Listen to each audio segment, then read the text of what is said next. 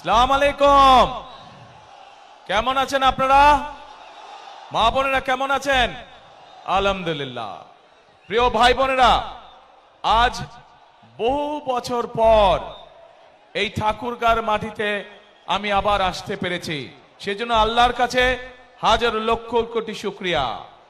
আপনাদের নিশ্চয়ই মনে আছে, আগে প্রায় প্রতি বছর শীতের সময় আমি এই ঠাকুরগাঁও অঞ্চলে আসতাম, পঞ্চগড় এলাকায় আসতাম, বিভিন্ন গ্রামে যেতাম, উপজেলাগুলোতে যেতাম, পৌরসভাগুলোতে যেতাম।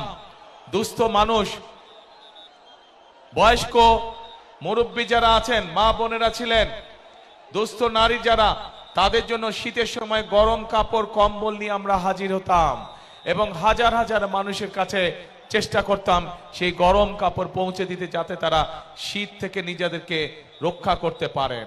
প্রিয় ভাই বোনেরা, আজ আবারও সেই ঠাকুরগাঁর মাটিতে আমি এসে আপনাদের সামনে দাঁড়িয়েছি। আজ এসেছি আপনাদের সামনে ভিন্ন একটি পরিস্থিতি বা ভিন্ন প্রেক্ষাপটে। প্রিয় ভাই বোনেরা, আগামী 12 তারিখে নির্বাচন, আগামী মাসে, এই মাসের 12 তারিখে নির্বাচন।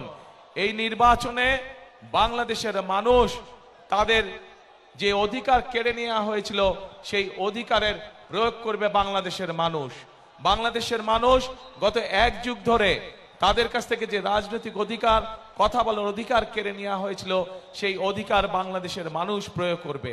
প্রিয় ভাই বোনের, এই মাঠের মধ্যে যে লক্ষ লক্ষ মানুষ আপনারা আজকে উপস্থিত হয়েছেন, এই মঞ্চের পাশে ছোট্ট একটি মঞ্চ আছে যেখানে কয়েকজন মানুষ বসে আছেন। এই মানুষগুলো গত 15 বছরে বিভিন্নভাবে গুম খুন অত্যাচারে নির্যাতন হয়েছে তাদের স্বজনেরা, সেই অত্যাচার নির্যাতিত পরিবারের সদস্যরা বসে আছেন। যেই মানুষগুলো আজ এখানে বসে আছেন, তারা তাদের যে স্বজনদেরকে হারিয়েছেন বিগত এক যুগ ধরে, সেই স্বজনেরা এই বাংলাদেশের মানুষের ভোটের অধিকার প্রতিষ্ঠিত করার জন্য, এই বাংলাদেশের মানুষের কথা বলার অধিকার প্রতিষ্ঠিত করার জন্য নিজেদের জীবনকে উৎসর্গ করেছে। নিজেরা বিভিন্নভাবে অত্যাচারিত হয়েছে, নির্যাতিত হয়েছে। প্রিয় ভাই বোনেরা, আজ বাংলাদেশের মানুষের কাছে, আজ বাংলাদেশের মানুষের সামনে সেই হারিয়ে যাওয়া যে অধিকার, সেই অধিকার প্রয়োগ করার সময় এসেছে। প্রিয় ভাই বোনেরা, 12 তারিখে নির্বাচন হবে। ভাই, এখানে বিজিবি সদস্যবৃন্দ যারা আপনারা হুইসেলিং করছেন, দয়া করে হুইসেলিংটা বন্ধ করে দেন। আপনারা হুইসেলিংটা বন্ধ করে দেন। হ্যাঁ, বসো বসো বসো বসো, কথা শোনো। এই হুইসেলিংটা বন্ধ করে দেন, হুইসেলিংটা বন্ধ করে দেন, হুইসেলিংটা বন্ধ করে দেন, তাহলেই সবাই ধীর স্থির হবে। এই যে প্রিয় ভাই বোনেরা, এই যে মানুষগুলো যারা জীবন দিয়েছে, যারা বিভিন্ন অত্যাচারিত নির্যাতিত হয়েছে, তাদের সেই মূল্যায়নকে কখনো বৃথা দিতে দেওয়া যায় না। এবং এইবারকার নির্বাচন শুধু দেশের জনপ্রতিনিধি নির্বাচিত করার নির্বাচন নয়, এবারকার নির্বাচন হবে আমাদের দেশকে পুনর্গঠন করার নির্বাচন।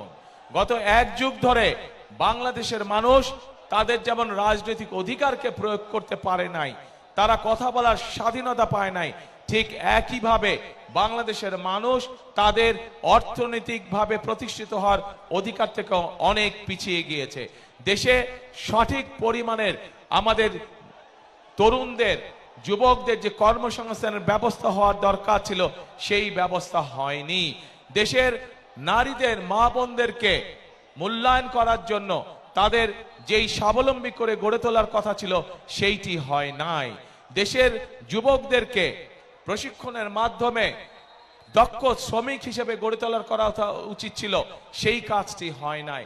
দেশের কৃষকদের অর্থনৈতিক মেরুদণ্ড সহযোগিতা করার জন্য, অর্থনৈতিকভাবে সহযোগিতা করার জন্য যেই সহযোগিতা করা উচিত ছিল, সেই কাজটিও করে নাই বিগত স্বৈরাচার সরকার। প্রিয় ভাই বোনেরা, আজ সময় এসেছে আমরা 12 তারিখের নির্বাচনে যেমন জনগণের প্রতিনিধিকে নির্বাচিত করব, একইভাবে আমরা দেশ পুনর্গঠনের কাজে হাত দিব। প্রিয় ভাই বোনেরা, বাংলাদেশের অর্ধেক জনসংখ্যা হচ্ছে নারী। এই নারীকে যদি আমরা আমাদের কর্মের সাথে সম্পৃক্ত করতে না পারি, তাহলে কোনোভাবেই দেশকে এগিয়ে নিয়ে যাওয়া সম্ভব না। সেই জন্যই আপনারা দেখেছেন দেশনেত্রী খালেদা জিয়া যখন দেশ পরিচালনার দায়িত্বে ছিলেন, তখন ইনি বাংলাদেশের মেয়েদের শিক্ষা ব্যবস্থাকে বিনামূল্যে করে দিয়েছিলেন। আজ বাংলাদেশের হাজারো লক্ষ কোটি নারী শিক্ষার আলোয় আলোকিত হয়েছে, কিন্তু এই নারী, এই মা বোনদেরকে আমরা অর্থনৈতিকভাবে স্বাবলম্বী করে গড়ে তুলতে চাই। এবং সেজন্যই আমরা চাই যে এই যে বাংলাদেশের প্রত্যেকটি ঘরে ঘরে গৃহিণী যারা আছেন, যারা ঘরের কর্ত্রী, তাদের কাছে আমরা ফ্যামিলি কার্ড পৌঁছে দিতে চাই, প্রত্যেকটি ঘরে প্রত্যেকটি নারীর কাছে। এই ফ্যামিলি কার্ডের অধিকার হবেন এই দেশের মায়েরা, এই ফ্যামিলি কার্ডের অধিকার হবেন এই দেশের নারীরা। এবং এই ফ্যামিলি কার্ডের মাধ্যমে আমরা প্রত্যেকটি নারীর কাছে তার সংসার যাতে উনি স্বাচ্ছন্দ্যে পরিচালনা করতে পারেন, তার জন্য আমরা একটি প্রতি মাসে সহযোগিতা তার কাছে পৌঁছে দিতে চাই। প্রিয়